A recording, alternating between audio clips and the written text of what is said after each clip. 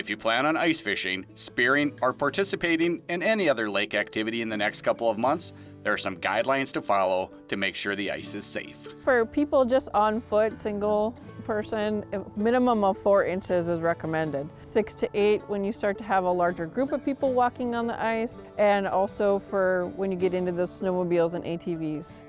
The larger UTVs are probably going to fall into that small vehicle category where you're going to want at least 8 to 12 inches of ice. Anything larger than a UTV or small car, you're going to want at least 1.5 to 2 feet before you bring those big trucks out on the water.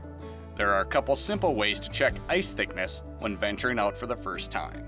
We always recommend for checking the ice thickness, obviously a chisel or an ice auger if you are going fishing. If you're hunting, take a chisel with. Also, always have a pair of ice picks with when you're out on the ice.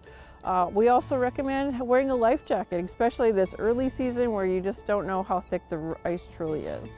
The color of the ice can be an indication on how safe the ice is.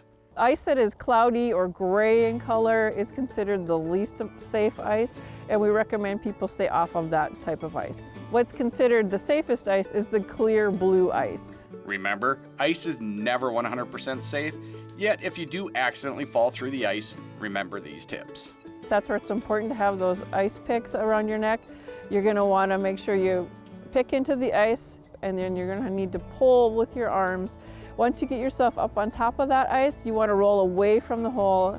So you always want to go back the direction you came from, because you know that ice was thick enough to hold you at the moment.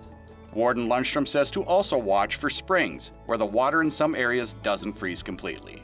This is Mike Anderson in the North Dakota Outdoors.